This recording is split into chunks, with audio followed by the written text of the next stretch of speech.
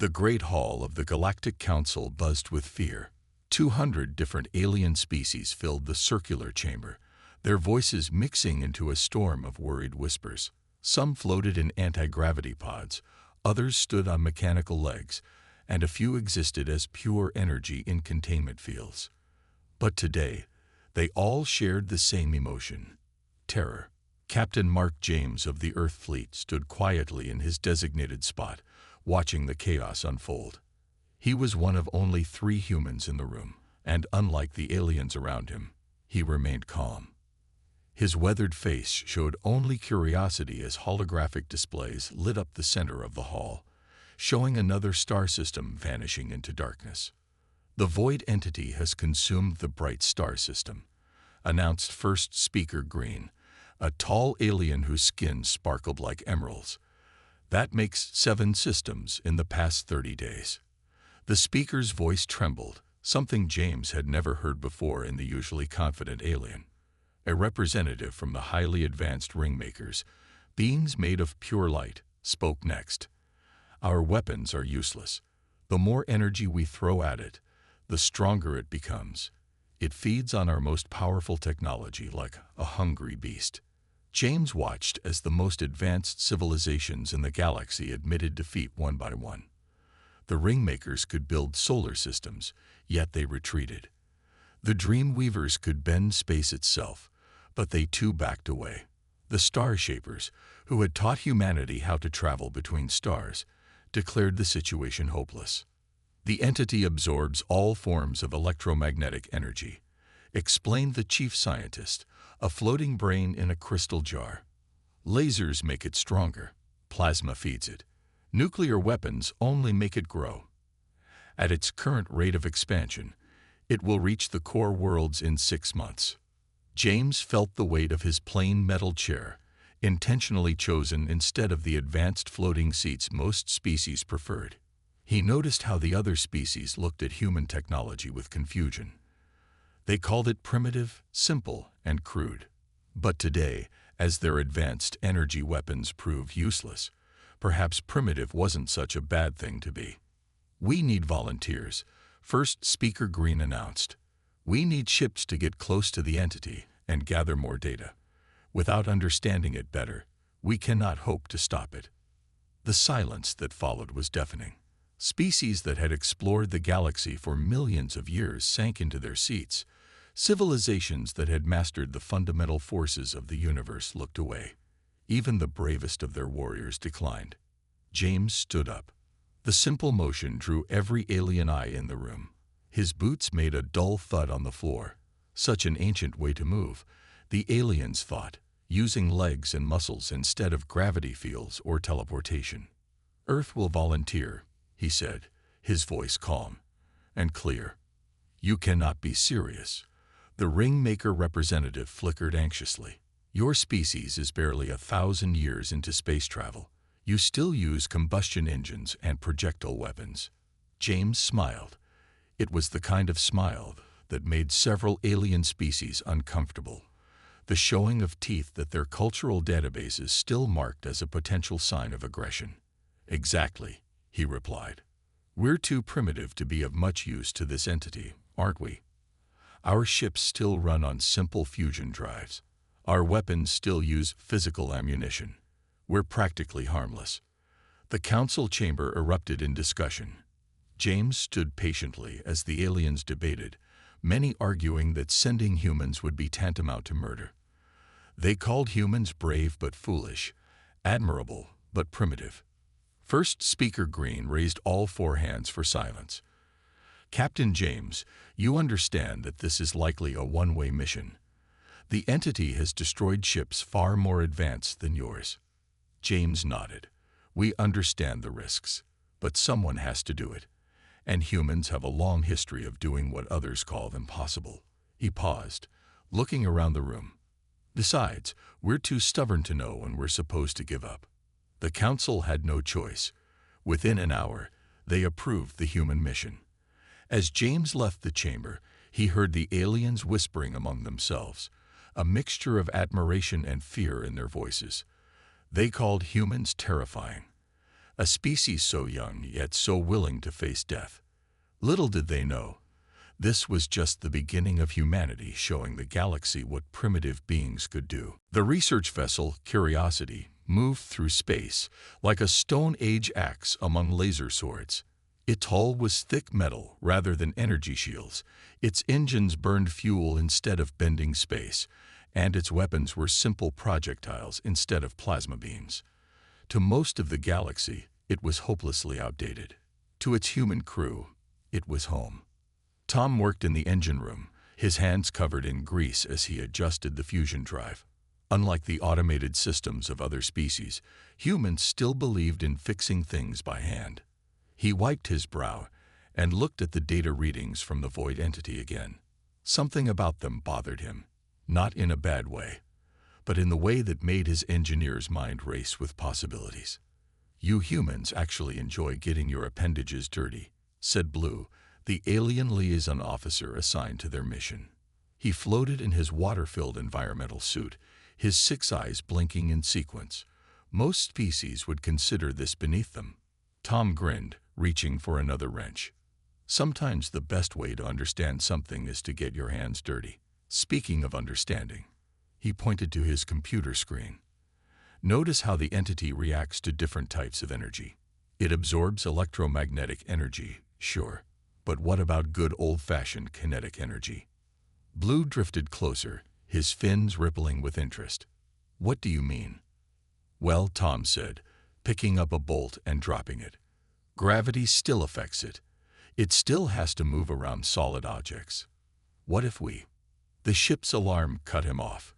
Captain James's voice came through the speakers. "All hands to stations. We're approaching the entity's last known location." The Curiosity slowed as it entered the devastated star system. Where there had once been 9 planets orbiting a healthy star, now there was only darkness. The star was gone, leaving its planets to drift frozen in space. By the first oceans, Blue whispered, all 6 eyes wide. It consumed an entire star. "Recording everything," said Lisa from her science station on the bridge. Unlike the advanced sensors of alien ships, the Curiosity used simple cameras and basic energy detectors. "Wait, there's something strange about the readings." Captain James leaned forward in his chair, a simple metal seat, not the neural interface pods other species used. "Show me." The main screen displayed their sensors' view of space. At first, it seemed empty. Then, slowly, they noticed the stars behind a certain area looked wrong. They were distorted, like light bending through water. "There it is," Lisa said quietly. "The void entity." The crew watched in fascination, rather than fear, as the thing moved. It was massive, bigger than Earth's moon, and it seemed to eat light itself. The edges of it were barely visible, like a hole cut in the fabric of space. "Fascinating," Tom said over the comm. "It's not just consuming energy, it's bending space around itself. But look at how it moves around that debris field. It's avoiding physical contact with the larger objects." Blue's environmental suit rippled with anxiety. "We should retreat. We've seen it now. That's enough data." "No," Captain James said firmly. "This is exactly what we came to study." "Tom, what was that theory you were working on?" "Well, Captain," Tom's voice carried that excited tone that humans got when they were about to try something dangerous. "You know how we still use physical ammunition in our weapons? I think—" He never finished his sentence. The entity suddenly turned, moving faster than anything that size should be able to move. It was coming straight toward them. "Energy spike," Lisa shouted. "It's detected our fusion drive." "All hands, battle stations," Captain James ordered, his voice steady. As the rest of the crew ran to their posts, Blue noticed something terrifying. The humans were smiling. They weren't just ready to face this impossible thing. They were eager to try Tom's theory. The Curiosity's engines roared to life, and for the first time in galactic history, a ship moved toward the void entity instead of away from it. The Curiosity raced through space with the void entity close behind. Instead of running away at full speed like any sensible species would, the human crew was executing a plan that made Blue question their sanity. Dropping fusion drive to minimal power, Tom called out from engineering, switching to emergency chemical thrusters only. The ship shuddered as its main engines went quiet, now running on what most species considered backup power. The entity slowed its pursuit, seemingly confused by the disappearing energy signature it had been chasing. Captain James smiled. "Just like a predator losing sight of its prey," he said. "Lisa, are the weapons ready?" "Armed and ready, Captain," Lisa replied from her station. "Though I still can't believe we're about to shoot actual metal bullets at a space monster." Blue's environmental suit rippled with anxiety. "This is madness. These weapons are so primitive they wouldn't harm a small asteroid, let alone." The whole ship shook as Lisa fired the first round. Through the main viewport, they watched the large metal slug speed toward the entity. When it hit, something unprecedented happened. The entity recoiled. "Direct hit," Lisa shouted with excitement. "Look at the readings." Where the projectile had struck, the entity's light-bending field flickered. It was like throwing a stone into a dark pond and watching the ripples disturb the surface. The entity swirled around the impact point, its massive form writhing in what looked like pain. It worked. Tom's voice crackled over the comm. "Physical matter disrupts its field. Quick, hit it again before it recovers." Lisa fired 3 more rounds in quick succession. Each one struck the entity, causing more disruption.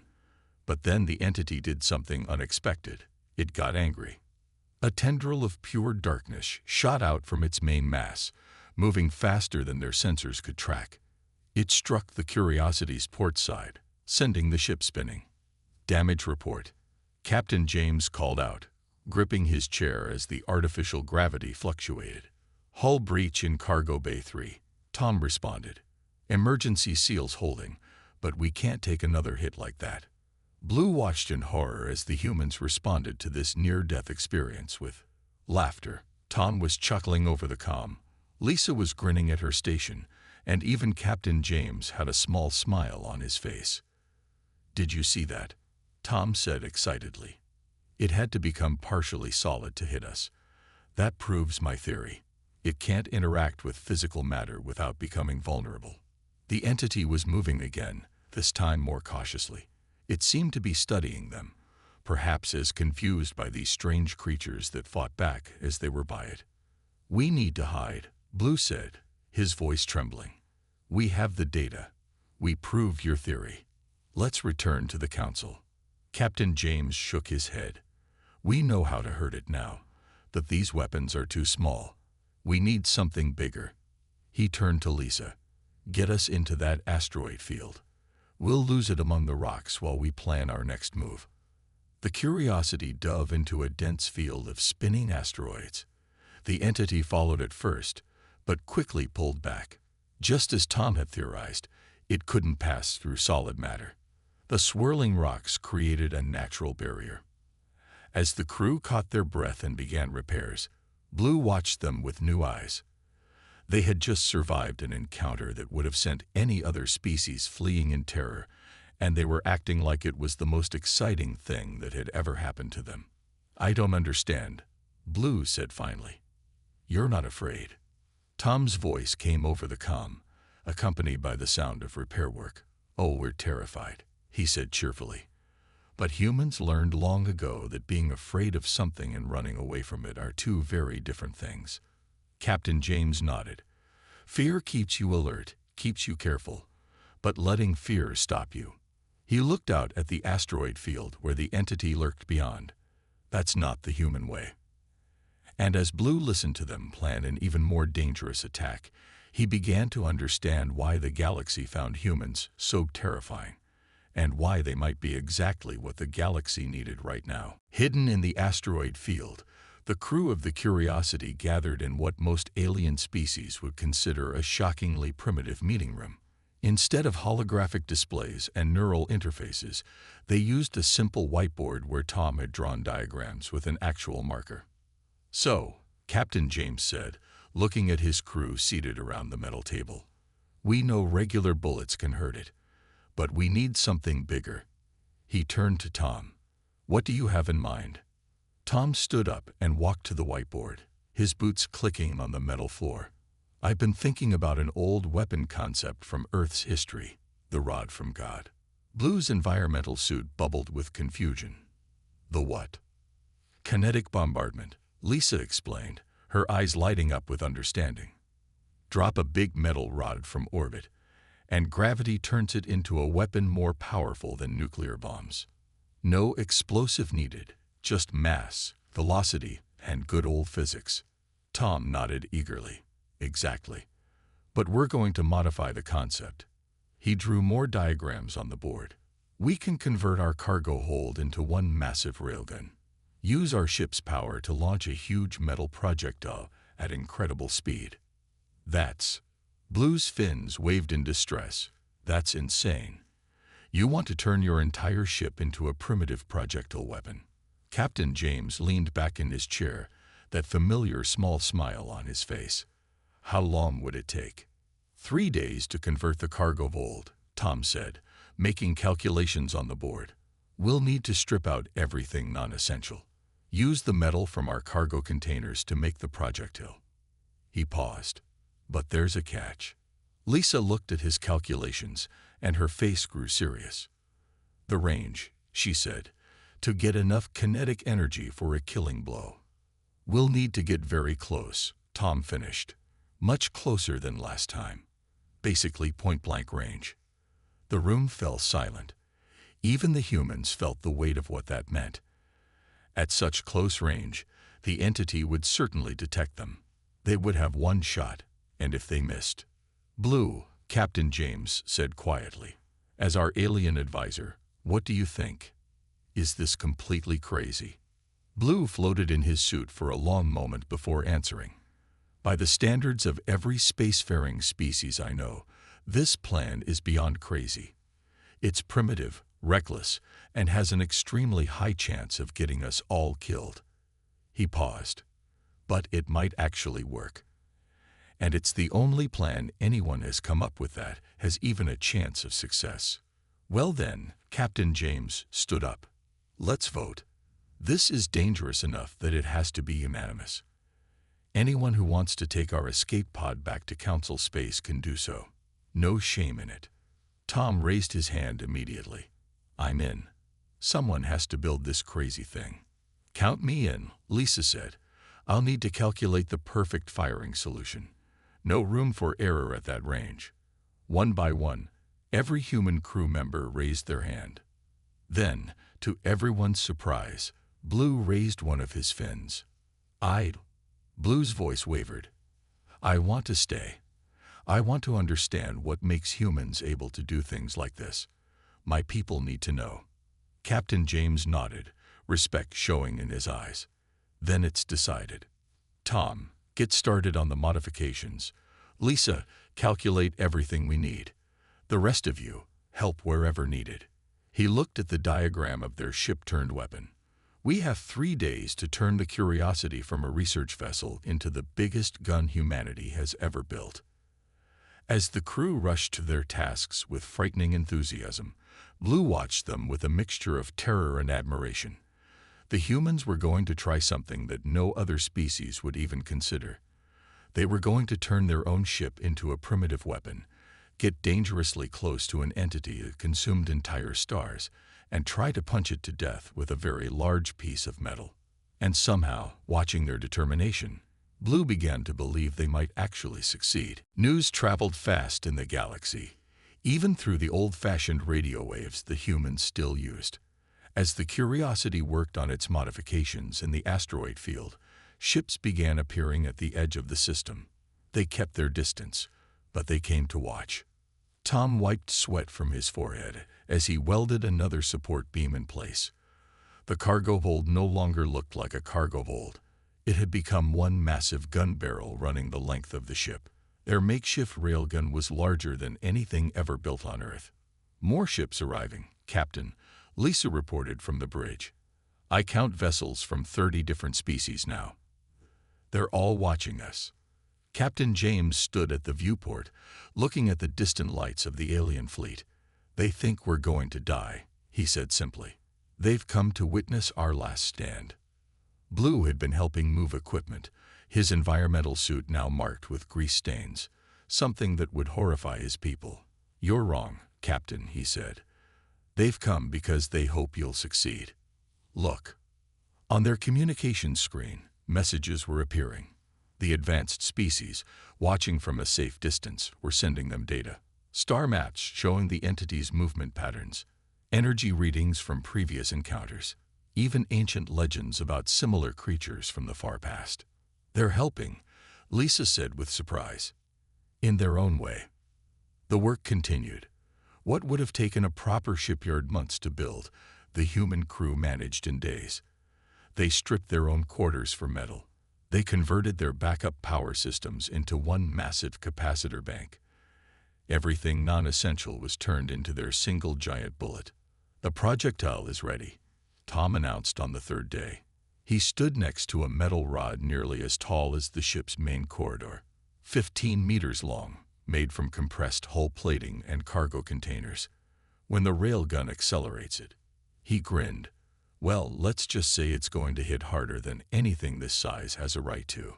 Blue watched the humans prepare for what might be their final battle. He had expected them to be somber, serious, perhaps making final recordings for their families. Instead, they were telling jokes, sharing stories, and treating it like any other day. "I don't understand," he said to Lisa as she calibrated the targeting systems. "How can you be so normal about this?" Lisa smiled while typing calculations into her console. "Being afraid doesn't help hit the target," she said. "Besides, this is what humans do best, taking something simple and turning it into exactly what's needed." More ships arrived. The Ringmakers sent exotic metals for the projectile's core.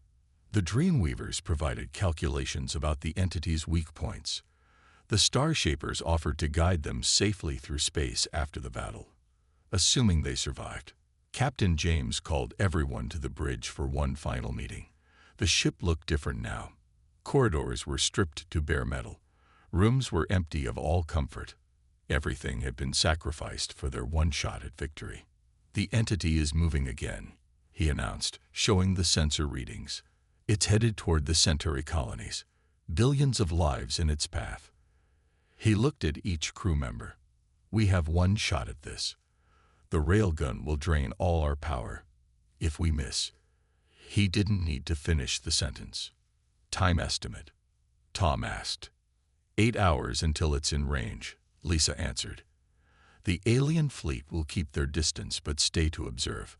They're all ready to record what happens." Blue noticed something strange in the human expressions.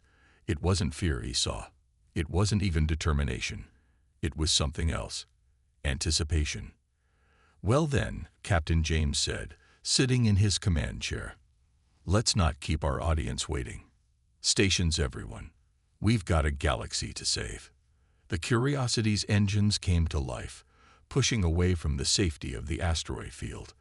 Behind them, a fleet of advanced alien ships watched in fascination as the primitive human vessel, now armed with the largest kinetic weapon ever built, moved to confront the darkness that threatened their galaxy. The Curiosity moved through space like an ancient arrow aimed at the heart of darkness. Behind them, hundreds of alien ships watched from a safe distance, their advanced sensors recording every moment. The void entity loomed ahead, a massive hole in reality that bent light around its edges.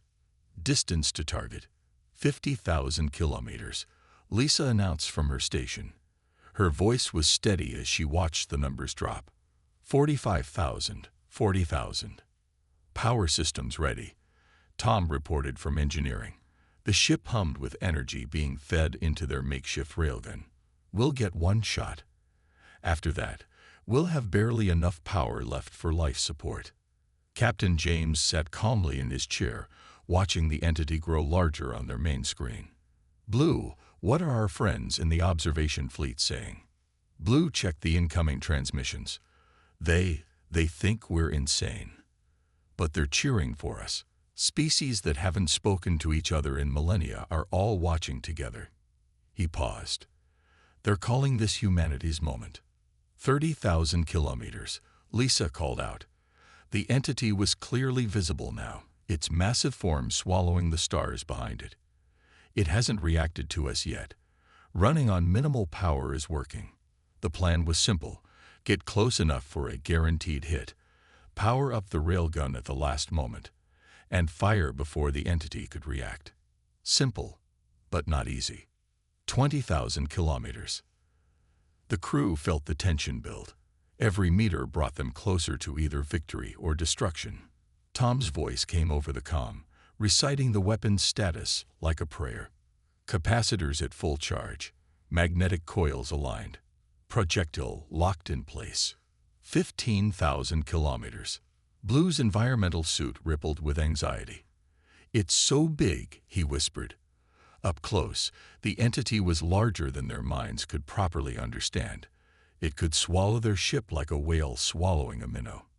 10,000 kilometers.